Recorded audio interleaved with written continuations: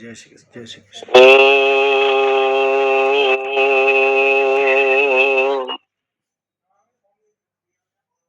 वेदानुदरते जगन्निवहते भूगोल विद्विभ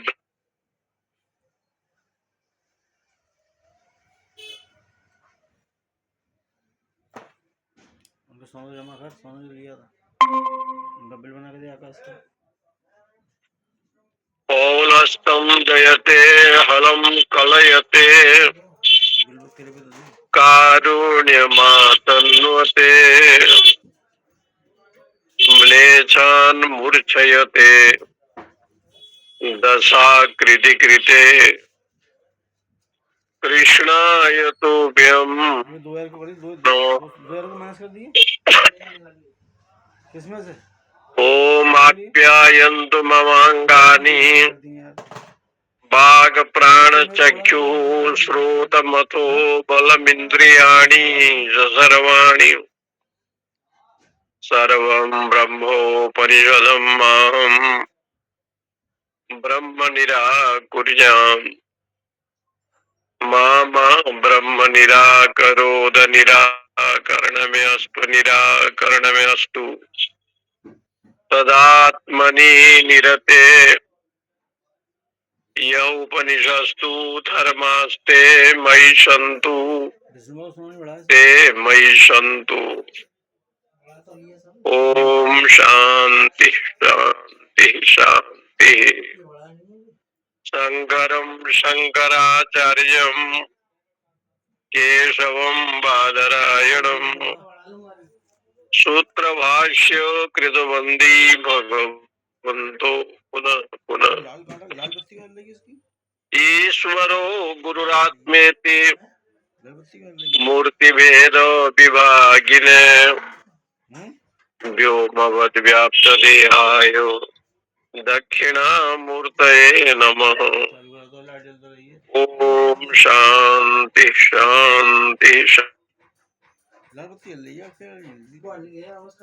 किसका नीचे से इधर आया, मैं देख लूंगा सर। बैटरी की अगरबत्ती जल रही है, बंद कर दे रहा हूँ कांटा में।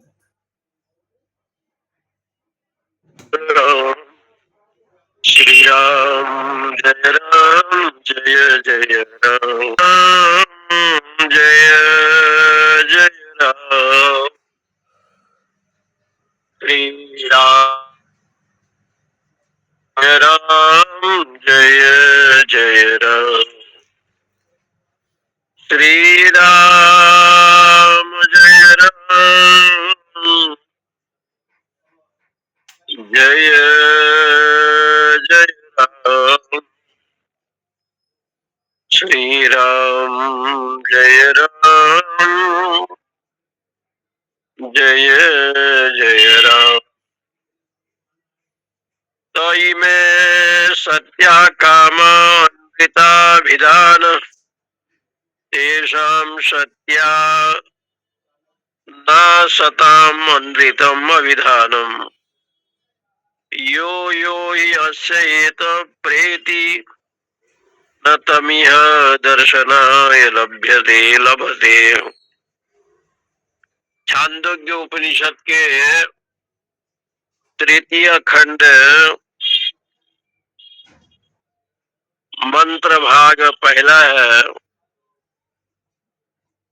तो में सत्या काम, यहाँ पर ये कहते हैं कि जो आत्मा है वो सदचित आनंद स्वरूप है और उसको प्राप्त करने की इच्छा सभी का है। संसार में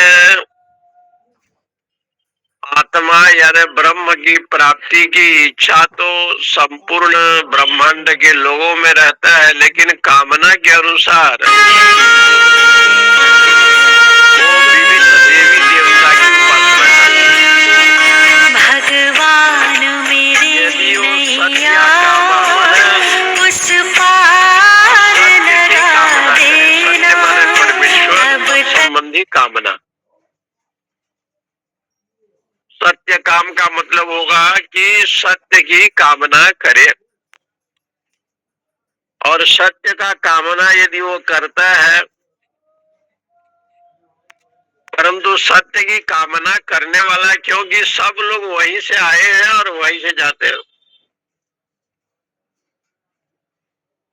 तो इसलिए यहाँ पर कहते हैं आने का, जन्म का भी अधिष्ठान वही परमेश्वर है और देह के अंत होने पर भी मृत्यु काल में भी तो वही जाता है। इसलिए लोग देहात अंचल में यही कहते हैं कि भगवान के घर चला गया, और जाने न जाने किसी के घर में कोई मृत्यु हो जाए तो कहता है कि भगवान के घर चला गया। इससे ये सिद्ध होता है कि उसको आभास तो होता है कि परमात्मा अखंड सच्चिदानंद जो भगवान है वो सर्वोपरि है, उन्हें छोड़कर और कोई है ही नहीं, तब वो कहता है। लेकिन जन्म भी लिया तो ब्रह्म ने कहा, परमात्मा ने कहा कि जन्म लिया तो मैं भी तो तुम्हारे साथ हूं, यदि मैं चेतन के रूप में न आऊं तो लोग कहेंगे मर गया बच्चा, ये बालक का जन्म तो हुआ लेकिन मुर्दा है ये। लेकिन बालक को जैसे गर्भ से निकल करके लोग देखते हैं, कहीं कहीं तो भागवत में ऐसे भी आया है कि गर्भाधान के बाद 9 महीना 10 महीना तक गर्भ के अंदर रहने के बाद मेरी ही शक्ति वायु बन करके प्रेरित करता है, और उसके बाद जो है ना उस बालक का, उस शिशु का जन्म होता है। जन्म कराने वाला भी मैं हूं, प्राण रूप में प्रवेश करने वाला भी मैं हूं, चेतना के रूप में आने वाला भी मैं हूं। इसलिए वो लोग कहते हैं कि नहीं नहीं, ये बालक, ये बच्चा जीवित है। पहले लोग देखते हैं इनके आंख चल रहा है कि नहीं चल रहा है, कान, शरीर में चेतन है कि नहीं है, तो उसके प्रारब्ध के अनुसार, पूर्व जन्म के कर्मानुसार वो सुंदर हो असुंदर हो किस प्रकार से हो, ये तो पूर्व जन्म के कर्मानुसार की बात है। और कर्म के अनुसार यानी प्रारब्ध के अनुसार देखने में किस प्रकार से हो। जब इंद्रजीत का जन्म हुआ तो रावण ने देखा, रावण के पिता बहुत बड़े ऋषि थे, पुलस्त, और पुलस्त की पत्नी जो थी वो भी ऋषि पत्नी थी तो आसुरी, और इतना सुंदरी थी कि महर्षि पुलस्त उनसे मोहित हो गए और उनसे विवाह हुआ, तो ये 3 पुत्र का जन्म हुआ। पहले जब रावण का जन्म हुआ तो पुराण में लिखा है कि सारे जीव जंतु जब रोने लगे तो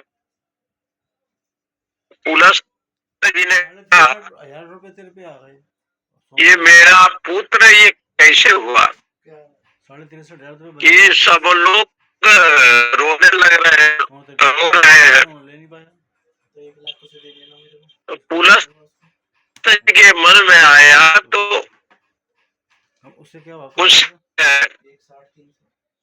ठीक ले लेगा वो तो सही। अभी विश्रवा के साथ आया हुआ था, वो भी बड़े तपस्वी थे, विश्रवा ऋषि।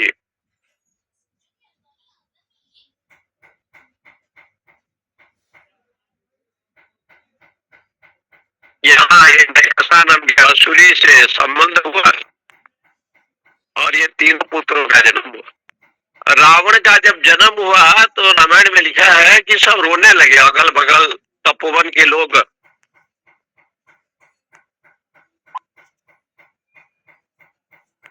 क्या नाम रावण रखते हैं हम लोग, रावण नाम क्यों रखा? बोले रोती इति रावण। कोई भी बालक जन्म लेता है तो रोता है, ऐसे प्राकृतिक विधान है कि जन्म लेने पर रोता है। पर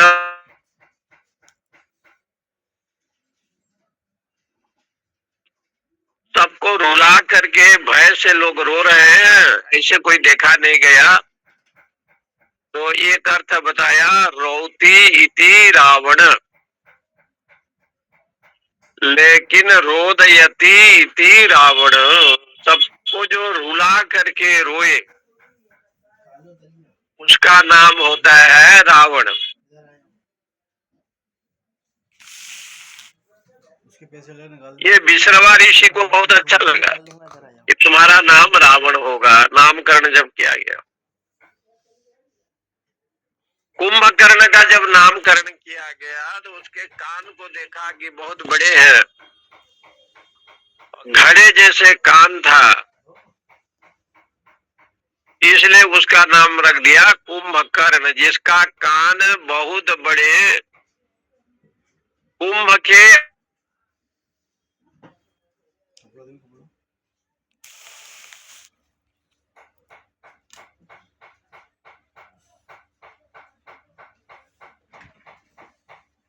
कुंभ घड़ा के समान कान है जिसका बड़ा, उसका नाम पड़ गया कुंभकर्ण। और ये तीसरा नंबर बालक को जब देखा तो देखा कि तीक्ष्ण बुद्धि है, इसके मुख से राम राम का उच्चारण हो रहा है, इसलिए उनका नाम रखा विभीषण। विभीषण शब्द का अर्थ होता है तीक्ष्ण बुद्धि वाला, जिनके मुख से राम राम का उच्चारण हो और बिल्कुल सुशांत है। तो देखिए वहां जो नामकरण किया गया इस अर्थ में किया गया। बाद में ये शंकर जी को 10 शीर चढ़ाया तो नाम पड़ गया दशासन।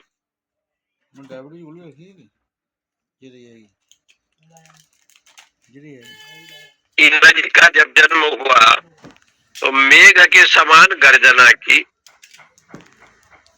तब से उसका नाम पड़ गया मेघनाथ। इंद्रजीत नाम नहीं था, मेघनाथ नाम पहले पड़ा, क्योंकि जन्म के बाद जैसे मेघ जैसे गरजते हैं, वर्षा होती नहीं है लेकिन गरजते हैं, इसलिए उनको कह दिया गया मेघनाद, मेघ के समान नाद करने वाला।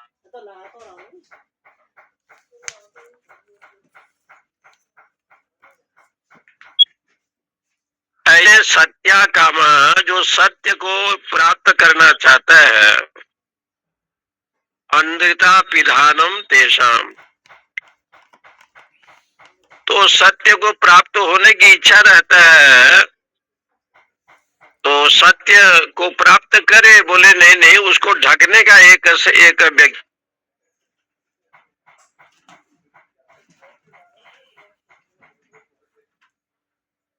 अंधितम, रीत कहते हैं सत्य को, अंधित कहते हैं मिथ्या को। मिथ्या में सत्य की बुद्धि दिखाई पड़ रहा है, रज्जू में सर्प की भ्रांति, मृग तृष्णा, बालू में जल की भ्रांति। ये क्या है? जो अंधित पदार्थ है, मिथ्या पदार्थ है, जिनकी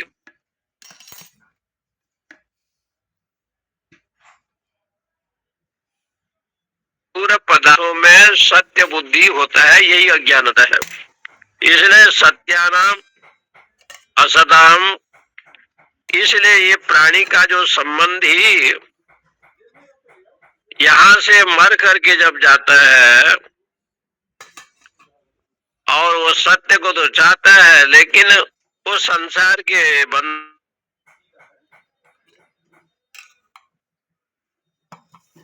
जो आवरण है, क्या है? संसार में युक्त रहता है और संसार का कामना क्षण भंगुर है। क्षीणे पुण्य मर्त लोकम विशंति, इसलिए कहते हैं अत ये च जीवा ये च प्रेता य च अन्यदिच्छन लभते सर्वम तत्र गत्वा।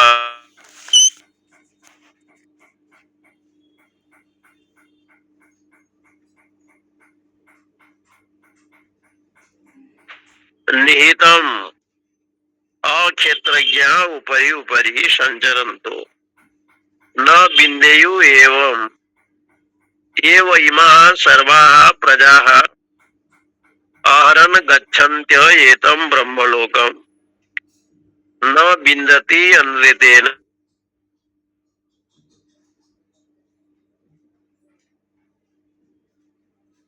उसके उस प्राणी का जो संसार की कामनाओं से ढका हुआ है, इनके मन केवल कामना में ही रहता है और मिथ्या जगत की को सत्य मानता है, तो कहते ऐसे जो व्यक्ति है जब वो मर जाता है और अन्य की कामना करते करते जैसे वो कामना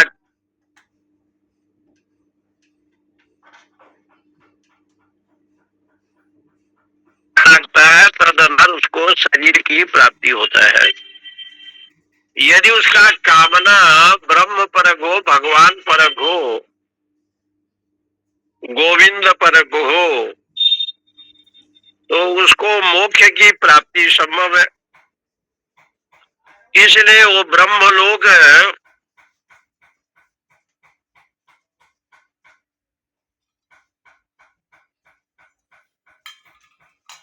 ये जो कामना करता है इस शरीर में, मनुष्य जीवन में जो हृदयाकाश है, साक्षात ब्रह्म विराजमान है,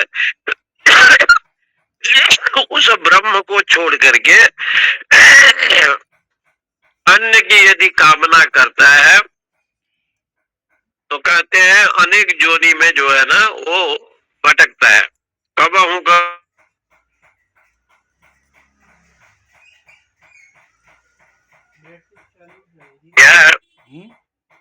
और नरत अनुपाई विषय मन ले पलटी सुधाते शट विषय हुई। बोले ऐसे कामना क्यों करता है, भगवत कामना नहीं करता। बोले अविद्यादि दोषे न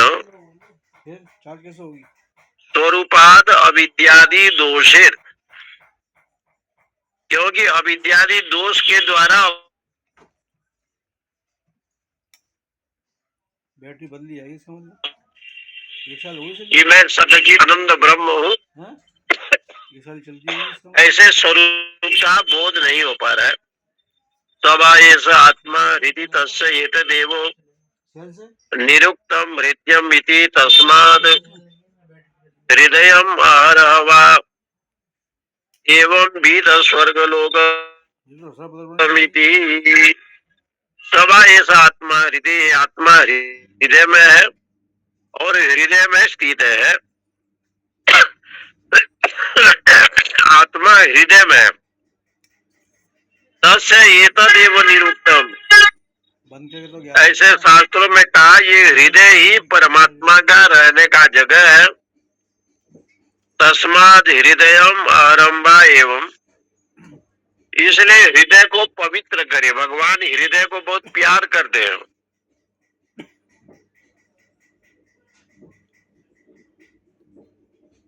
स्थिति एक सोचा कि भगवान को दर्शन करने के लिए गया तो हरिद्वार पहुंचा। हरिद्वार में देखा हर की पेड़ी में बहुत भीड़ है, अनेक प्रकार के लोग मिले। बोले यहाँ तो ईश्वर है ही नहीं। आगे ऋषिकेश गया तो ऋषिकेश में भी वही देखा। आगे धीरे धीरे गंगोत्री गया, जमुनोत्री गया, बद्रीनाथ गया, हिमालय गया, केदारनाथ गया। जहां भी गया ये मनुष्य को देखा। सभी जगह झूठ मूठ की विषय को देखा। तो यहाँ कहा कि यहाँ तो परमात्मा है। तब एक ज्ञानी ने कहा कि भाई यदि तू ब्रह्म को देखना चाहता है, आत्मा हृदय पिंड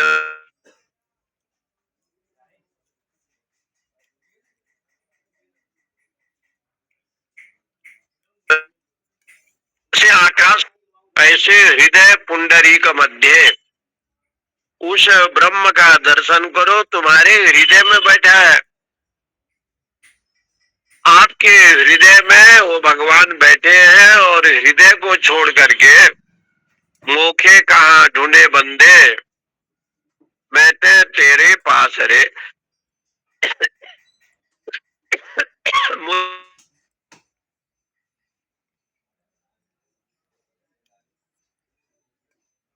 एवं निरुक्तम निर्वचनम न अन्यतो। इसलिए हृदय को छोड़ करके अन्य जगह पर कोई नहीं है। ईश्वर सर्वभूतानाम हृदय से अर्जुन तिष्ठति। बोले कि हृदय में बैठा है। रमण महर्षि ने एक अच्छी बात कही कि जहां लोग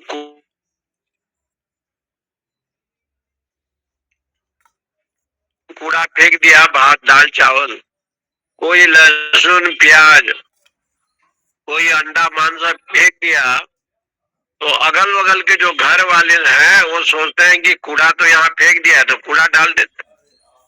वो कूड़ा खाना नहीं है, लेकिन कहीं कूड़ा कोई डाल दिया तो दो पड़ोसी जो लोग हैं वो भी कूड़े डाल देते हैं। क्या भाव बेचोगे आप बताओ, आपको माले 370 का भाव है। 380 का। और जो सेवा करने के लिए आता है उसको उठाना पड़ता है। ऐसे रमण भगवान कहते हैं कि आपके हृदय को कूड़ा दान मत बनाओ। किसी ने वहां पर गंदा चीज फेंक दिया, राग द्वेष को ले आया,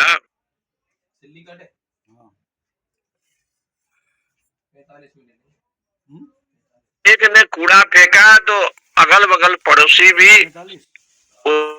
उसको देख करके कूड़ा फेंक देते हैं। इसलिए आपके हृदय में तो भगवान बैठे हैं, परमात्मा बैठे हैं, सच्चिदानंद ब्रह्म बैठे हैं। इसलिए हृदय को हमेशा शुद्ध करो। इसका उदाहरण रामचरितमानस में निर्मल मन जन सो मोहि पावा। ग्राम वाले सब मिल जाएगा। है क्या अभी ऑर्डर पे उतार रहा हूँ। 1 ग्राम वाले कितने चाहिए? जन नहीं कहा, निर्मल मन, जिसका मन पवित्र आत्मा है, ऐसा जो व्यक्ति निर्मल मन जन, पहले मन को रखा बाद में जन को रखा। निर्मल मन जन सो मोहि पावा। ऐसे साधक है जिसके डाला से मैंने तो फिर क्या होना रहा इनको हटाओ पहले रहा हटाओ तो फिर वो तस्वीर टाल टूट गया ना। करकट नहीं है। मोह कपट, ये कपट भी एक कूड़ा है, छल भी एक कूड़ा है, छिद्र देखना ये भी कूड़ा है, क्या स्टेटस है, अहंकार भी कूड़ा है। इसलिए कहा मोही कपट छल छिद्र नहीं भावा। अथ येष संप्रसादो अस्मान् शरीरात् समुत्थायो परम ज्योति उपसंपद्य स्वेन रूपेण विनिष्पद्यते एव आत्मा इति होवाच। तदेत अमृतम अभयम एतद् ब्रह्म इति तस्य वा एतस्य ब्रह्मणो नाम सत्यम इति। इसने कहा अथ येष संप्रस, ये मनुष्य जीवन भगवत कृपा यानी भगवत प्रसादी है। परमात्मा की कृपा ही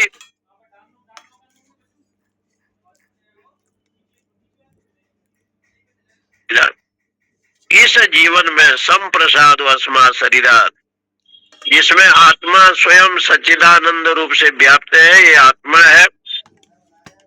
इसलिए कहते हैं संपद्य स्वेन रूपेण अभिनिष्पद्यते एवं, यह आत्मा है और उसको जान करके यही अभय है, यही अमृत है और उसी को ब्रह्म कहते हैं। एतस्य ब्रह्मणो नाम सत्यम, इसलिए ब्रह्म कोई दूसरा नहीं है, सत्य को ही ब्रह्म कहते हैं। सत्य को ही राम कहते हैं, कृष्ण कहते हैं, शिव कहते हैं, जगदम्बा जी कहते हैं। सत्य का अनेक नाम है। वही सत्य स्वरूप परमेश्वर ही सब कुछ है। सो अथ इदम शरीरम। ठाकुर साहब जब छोड़ता है तो देहात्म बुद्धि को छोड़ देता है। इस देह को आत्म बुद्धि जो मानता है, माने देह में जो चैतन्य को, देह को जो सत्य मानता है, अविनाशी मानता है, बोले उसको छोड़ देता है। वो क्षण भंगुर, वो क्षण भंगुर के रूप में होता है। स्वेन रूपे न विराजते। इसलिए यहाँ पर कहते हैं स्वरूपम एवं तत्र भवति। सच्चिदानंद स्वरूप का उसको अनुभव होता है। यो में भूमा तद अमृतम। जो भूमा है वही अमृत है, उससे छोड़ करके और कोई नहीं है। यो में भूमा तद अमृतम, ऐसे भी कहा। यो में भूमा, यो में भूमा तत् सुखम, नाल्पे सुखम अस्ति। ये पहले छांदोग्य उपनिषद में आया था कि जो परमात्मा है, भूमा माने व्यापक अखंड चेत,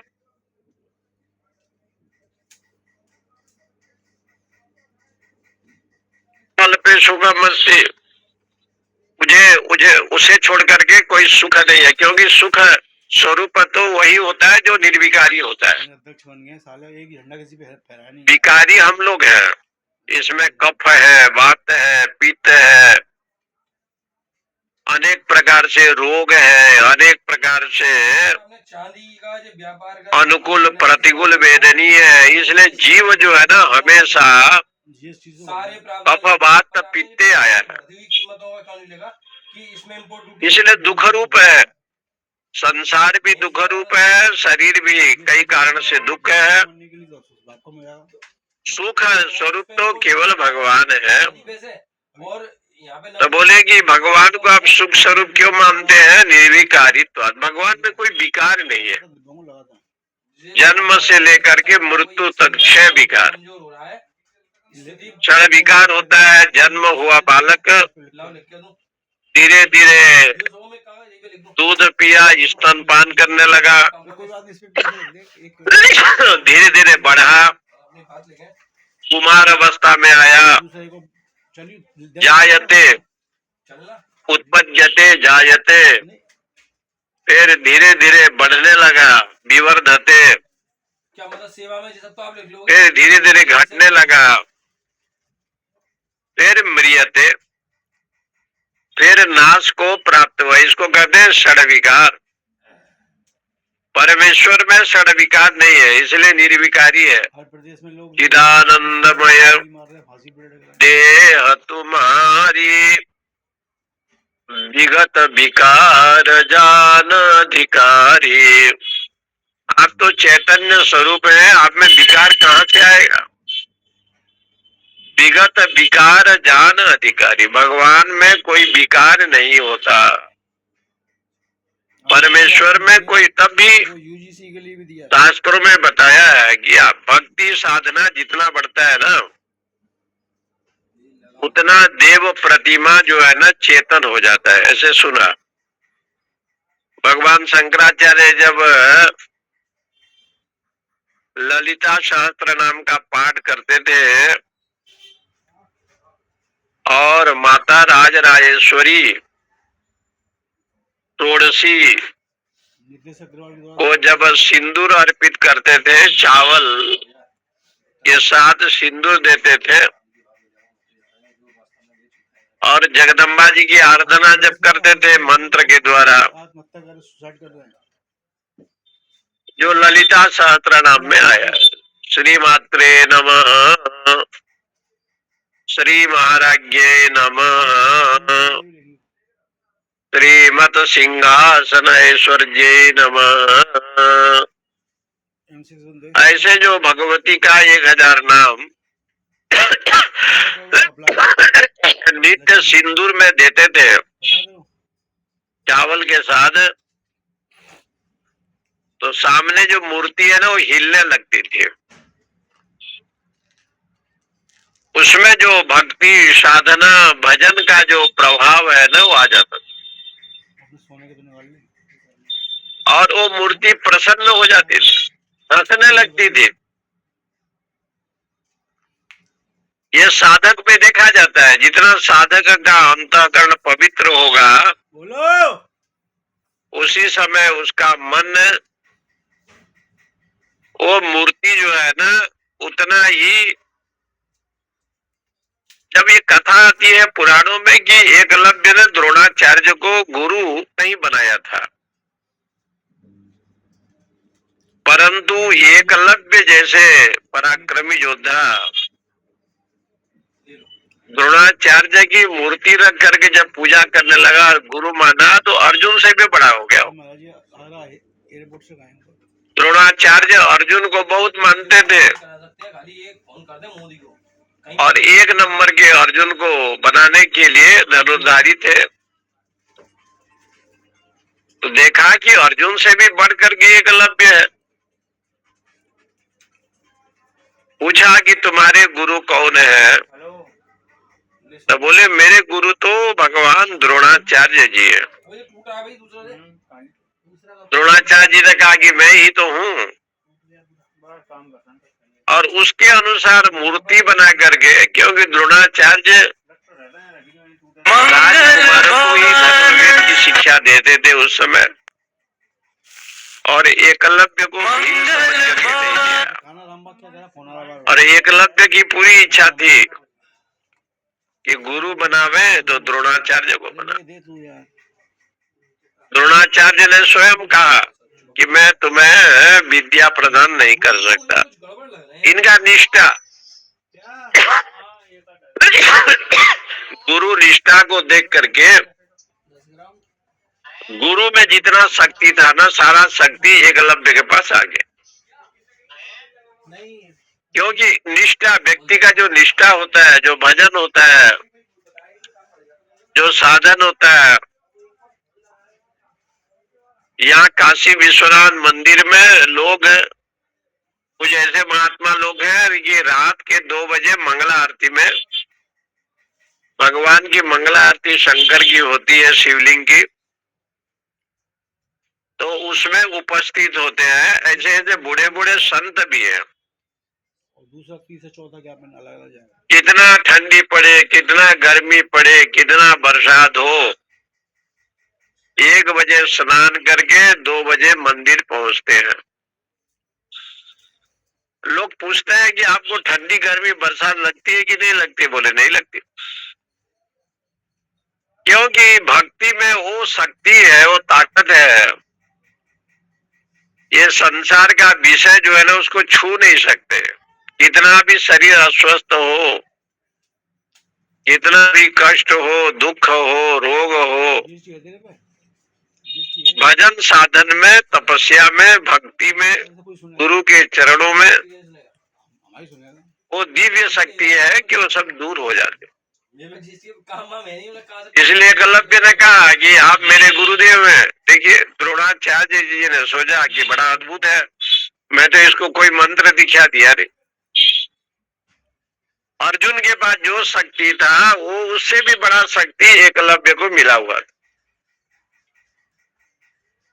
द्रोणाचार्य रोज सुबह उठ करके रुद्राभिषेक करते थे और भगवान शंकर को रुद्राभिषेक करते थे डेली, नित्य। जो मेन परेशानी है वो लिख दी, जो चल रहा है भैया। और शिव भगवान प्रसन्न होकर के द्रोणाचार्य को सारा शक्ति प्रदान किया।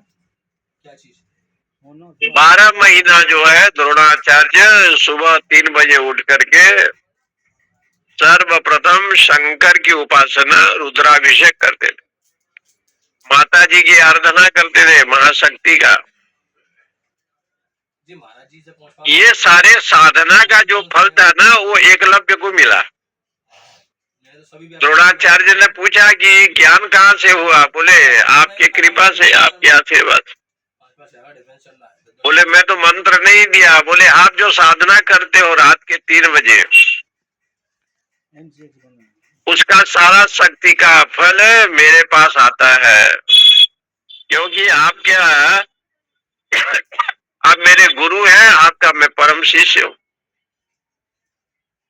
इसलिए निष्ठा एक ऐसी चीज है जीव में, बताओ गलत लिखा है मैंने, बिल्कुल व्यापारी का, हर व्यापारी ये की सारे शक्ति उसके पास आ जाते हैं, मनोवांछित फल भी मिलते हैं ईमानदारी का भाव है 55,000 का। और भगवत प्राप्ति भी हो जाता है। निष्ठा एक बहुत बड़ी चीज है। विनय प्रेम बस गलत 3,000 माइनस भई भवानी, कुछ तो क्या विनय को देख करके और प्रेम को देख करके काला बाजारी नहीं तो क्या है? माता जी के चरणों में, क्या गुरुदेव के चरणों में जिस भाव में हम भाव काट रहे हैं उस भाव में नुकसान जा रहा है। और भगवान राम के चरणों में, बुजुर्गों के चरणों में जो विनय नम्रता, इसको देख करके जगदम्बा प्रसन्न हो। इसलिए 2 शब्द दिया, विनय प्रेम। विनय माने नम्रता, गुरु के चरणों में, माता पिता के चरणों में, बुजुर्गों के चरणों में। नहीं होगा इस प्रकार विनम्रता को देख करके गौरी जी स्वयं बोली सपोर्ट में तीनों और आ गए और प्रेम को देखा। शंकराचार्य भी आ गए सपोर्ट में। प्रेम का अर्थ होता है निष्कपट भक्ति। कोई भक्ति हम करते हैं उसमें दिखावटी नहीं होना चाहिए, आडंबर रहित होना चाहिए। अनपेक्ष सुचिर दक्ष उदासीनो गतव्यतः सर्वारंभ परित्यागी यो मद भक्ति समय प्रिय। सर्वारंभ जो संपूर्ण आरंभ को माने ढोंग को, ढोंगी नहीं है, दिखावटी नहीं है, ढोंग को छोड़ रखा है। आप जैसे हैं बहुत अच्छे हैं, आप करोड़पति हैं तो अच्छी बात है, अरबपति हैं बहुत अच्छी बात है, अरबपति है तब भी अच्छी बात है। कितने ग्रुप है? केवल आप सामान्य के रूप में है तब भी बड़े अच्छे हैं। आप जैसे हैं सबसे अच्छे हैं, ऐसे भाव। इसलिए शास्त्र हमेशा इस बात का कहते हैं कि आप जैसे हैं भगवान के हैं, ईश्वर अंश जीव अविनाशी। इसलिए उन्होंने कहा कि वास्तविक में जो है द्रोणाचार्य ये शिष्य एकलव्य को शक्ति सब मिला और यहाँ सीता जी जब गई तो माता जगदम्बा प्रसन्न हो गई। विनय प्रेम बस भाई भवानी।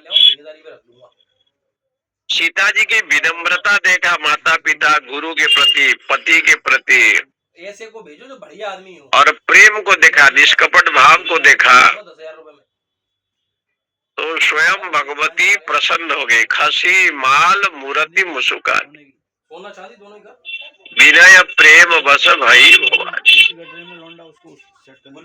कभी कभी चिंतन करेंगे तो ये सब चीजें बहुत अद्भुत लिखा है।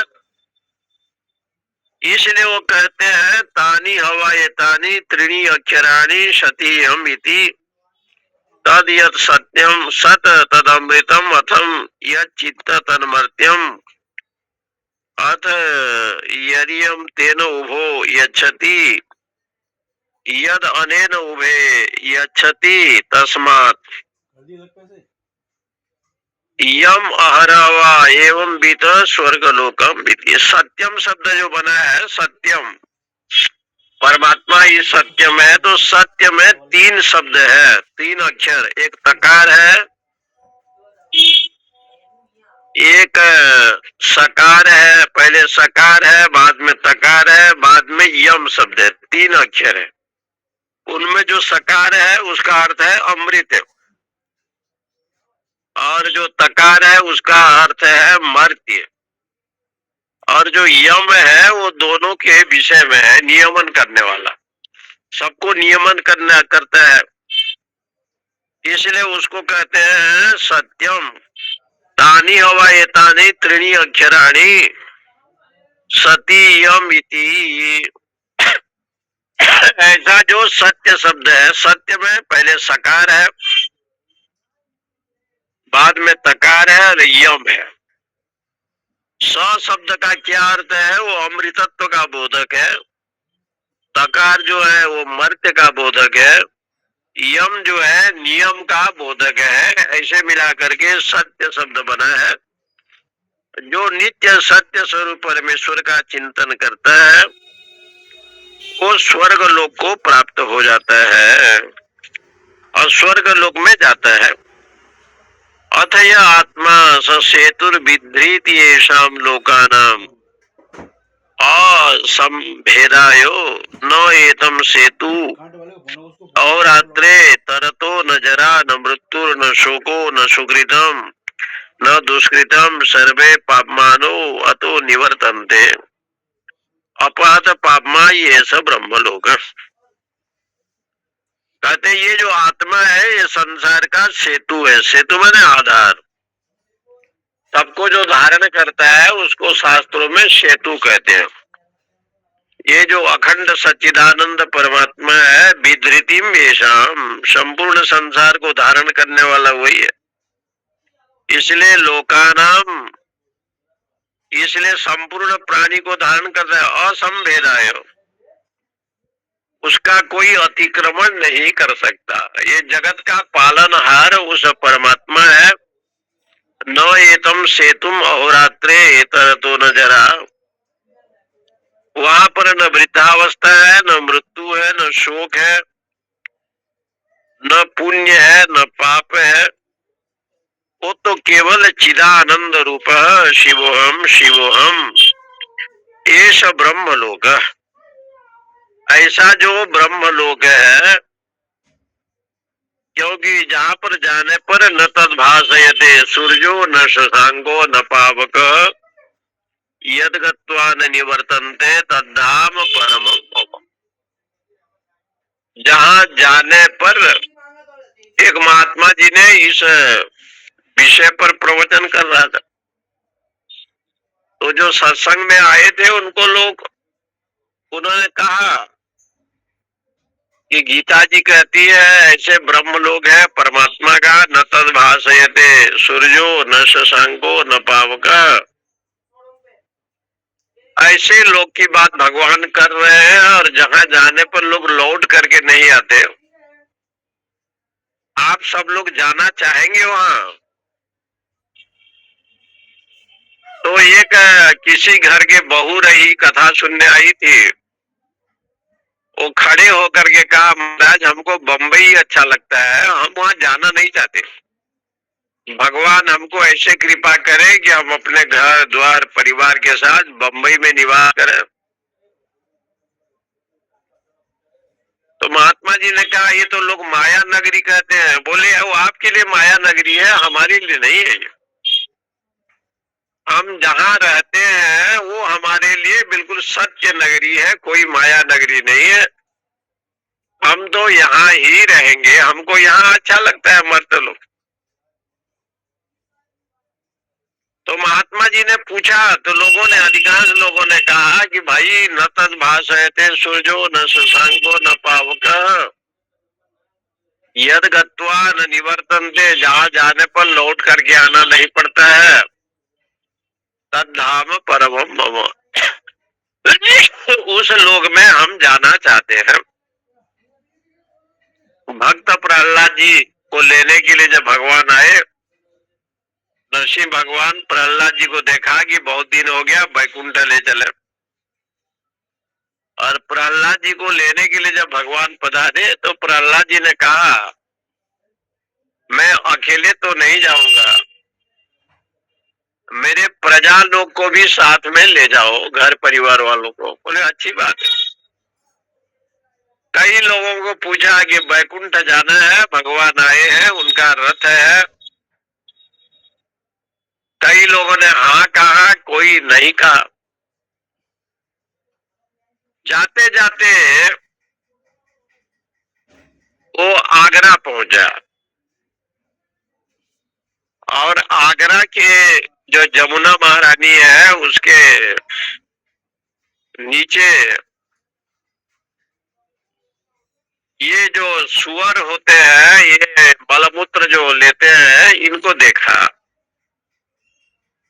तो सुअर को पूछा कि बैकुंठ जाना है, आप जाओगे कि नहीं जाओगे? तो उसने कहा पत्नी को पूछना पड़ेगा, उसके पूछे बिना तो संभव नहीं है। तो पत्नी को पूछने के लिए चला, सुअरी को।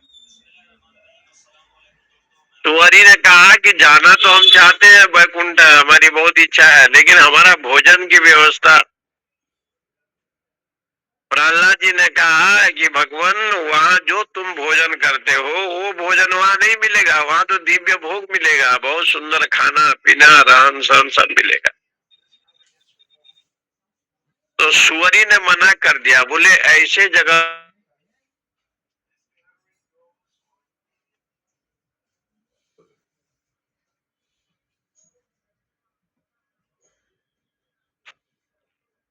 तो नरसिंह पुराण में लिखा है, प्रहलाद जी ने भगवान से कहा कि मैं तो चाहता था कि सब लोग वैकुंठ चले, लेकिन महाराज सब लोग ने मना कर दिया। स्वे स्वे कर्मण्य अविरत संसिद्धि लभते नर, गीता जी में भगवान ने कहा अपने अपने कर्म के अनुसार व्यक्ति सुखी और दुखी होता है, मोक्ष की प्राप्ति भी करता है। स्वे स्वे कर्मण्य अविरत संसिद्धि लभते नर, संसिद्धि माने मोक्ष की प्राप्ति करता है। इसलिए स्वधर्म निधनम श्रेय पर धर्मो भयावह, अपने धर्म में रहना श्रेष्ठतम है।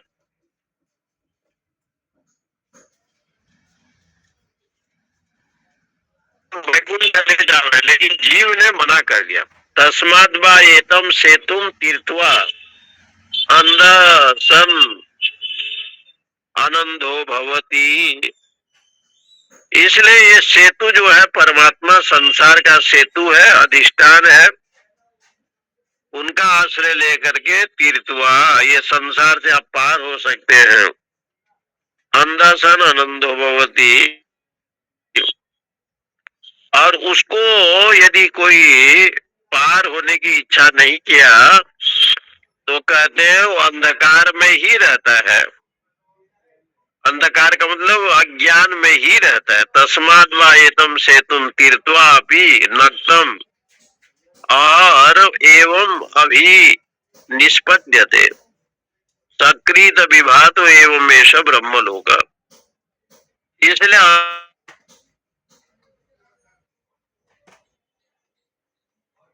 आदि जोनि में जाता है, निकृष्ट जोनि में जाता है। सबसे श्रेष्ठ जोनि मनुष्य जोनि है, और मनुष्य जोनि को छोड़ करके अन्य जोनि में वो जाता है।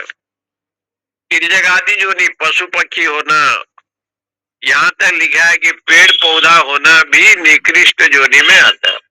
भले वृक्ष परोपकारी है, ऐसे शास्त्रों में आया,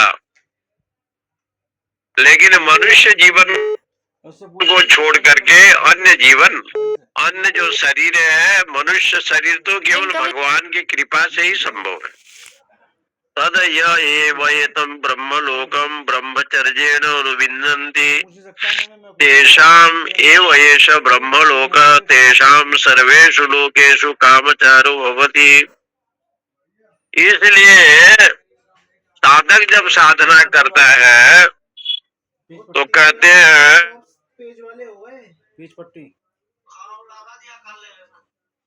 करता है तदिया एव ये ब्रह्मलोकम, तो ब्रह्मलोक तक जाएगा, वेदाध्ययन करेगा और संयमी जीवन रहेगा। ब्रह्मचर्येण अनुविन्दन्ति, ब्रह्मचर्य का पालन करता है। इसका मतलब तेषाम एव एष ब्रह्मलोक, वो ब्रह्मलोक में जाएगा तो शास्त्र और आचार्य के अनुसार चलना चाहिए। शास्त्र और गुरु के अनुसार वो जब चलेगा उसके बाद जो है ना वो परमेश्वर के लोक में जाएगा ना। शास्त्र के अनुसार न चले, मनमानी जब चलता है, जैसे लोग आजकल के दिन में ये गोहत्या आंदोलन का जो विषय चल रहा है, ये तो बहुत अच्छी बात है, शंकराचार्य ने भी उठाया है।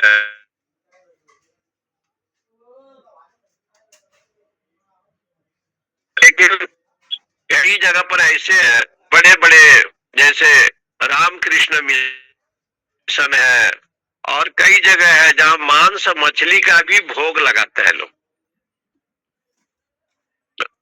मांस मछली का भोग लगाते हैं। लहसुन प्याज का तो भोग लगता नहीं, लोग लगाते हैं। परंतु कई जगह पर ऐसे देखे, ऐसे ऐसे मार्ग बनाए हैं लोग, धर्म मार्ग, ये वो मांस मछली का,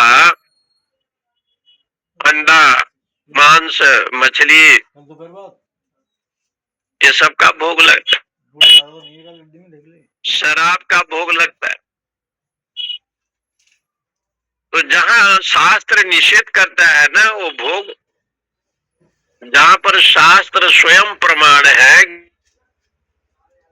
कल दोपहर बाद कहिए ना, कल मिल जाएंगे तो हम दोपहर तक नहीं होना चाहिए। और शास्त्र यदि उसको सिद्ध करता है तो आप करें।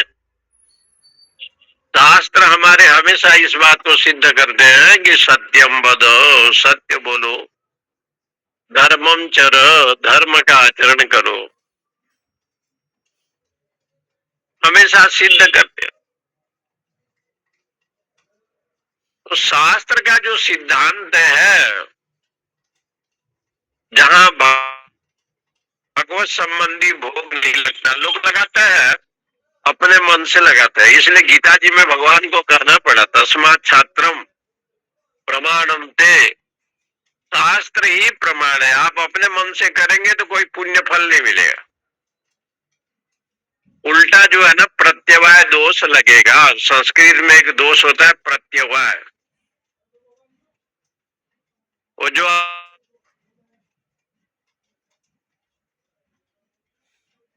कोई ना कोई रोग हो जाएगा, कोई ना कोई विपत्ति आ जाएगा मनमानी जब करेंगे तब।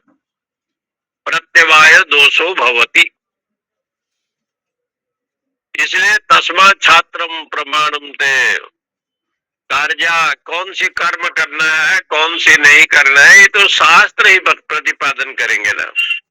मनुष्य के मन से होता नहीं है, जीव के मन से होता ही नहीं।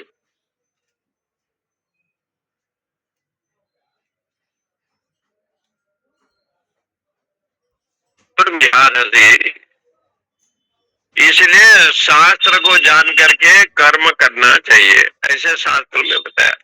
ये सब बात बताइए। तद्य एव एतम ब्रह्मलोकम ब्रह्मचर्येण अनुबिन्नन्ति, तेषाम एव एष ब्रह्मलोक। इसलिए वो ब्रह्मलोक को प्राप्त करना चाहता है।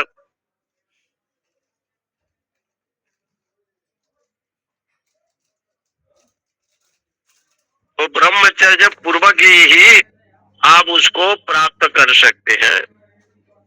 ब्रह्मचर्य का अर्थ है जितेंद्रिय, शुक्र शोणित को धारण करना, ये भी ब्रह्मचर्य है। वेदाध्ययन करना, ये भी ब्रह्मचर्य है। और परमेश्वर में विचरण करना, ये भी ब्रह्मचर्य है। ब्रह्मचर्य का 4 लक्षण है। यहाँ ब्रह्मचर्य का अर्थ है जितेंद्रिय, मन बुद्धि इंद्रियों के द्वारा एकाग्रता हो तो ब्रह्म विद्या को प्राप्त कर सकता है। अथ यद यज्ञम इति आचक्यते ब्रह्मचर्यमेव तद ब्रह्मचर्येण एव योग्यता तम विन्दते। अथ यदिष्टम इति आचक्ष्यते ब्रह्मचर्यमेव तद ब्रह्मचर्येण एवं इष्ट्वा।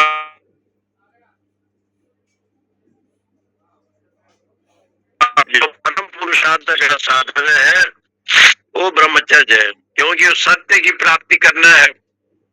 अथ यद यज्ञम इति आचक्ष्यते, इसलिए वेदांत में ब्रह्मचर्य के द्वारा उस ब्रह्मलोक की प्राप्ति होता है। यद इष्टम इति आचक्ष्यते, जिसे इष्ट कहते हैं।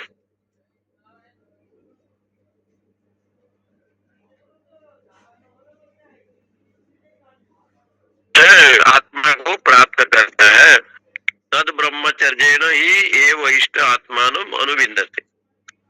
ब्रह्मचर्य का मतलब हो गया कि जितेंद्रिय होकर के आहार शुद्धो, सत्व शुद्धि जो कहा गया, आहार की शुद्धिकरण, अंतःकरण की शुद्धिकरण, मन की शुद्धिकरण,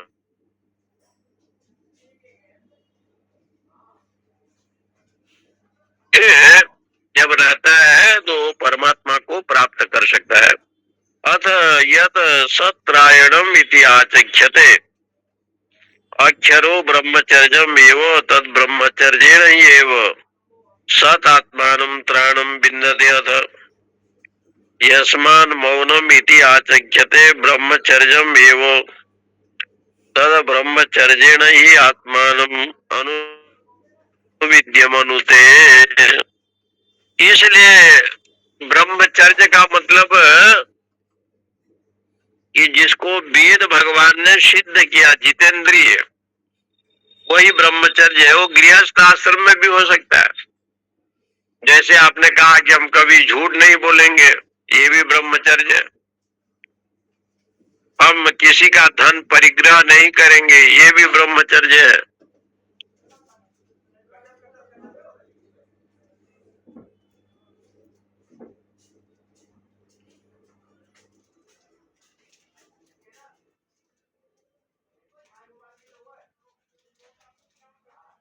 नहीं करेंगे, जो भी है सब परमात्मा है, परमेश्वर है। तथा सतः परस्माद्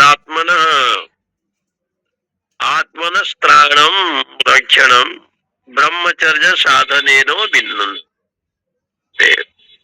यज्ञ करता है और इष्ट कर्म करता है, इसलिए उसको ब्रह्मचर्य कहते हैं। ये गुरुकुल की परंपरा यही रही। सर्वे वेदा यत् पदम आमनन्ति तपांसि च सर्वाणि यद् वदन्ति यदि छन्तो ब्रह्मचर्यं चरन्ति तत्ते पदम संग्रहेण ब्रवीमि ओम इति। एक कठोपनिषद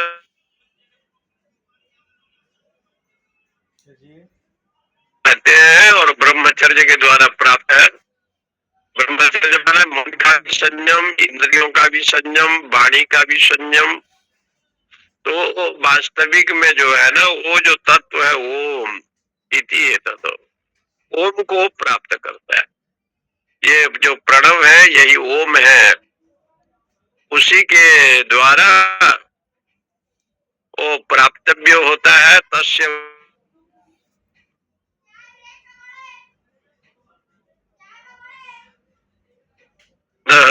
पूर्णमिदं पूर्णमुदच्यते पूर्णस्य पूर्णमादाय पूर्णमेवावशिष्यते। ओम शांति शांति शांति। हरिओम स्वामी जी। जी जी, हरिओम हरिओम। जय श्री कृष्ण महाराज, जय श्री कृष्ण, जय श्री कृष्ण।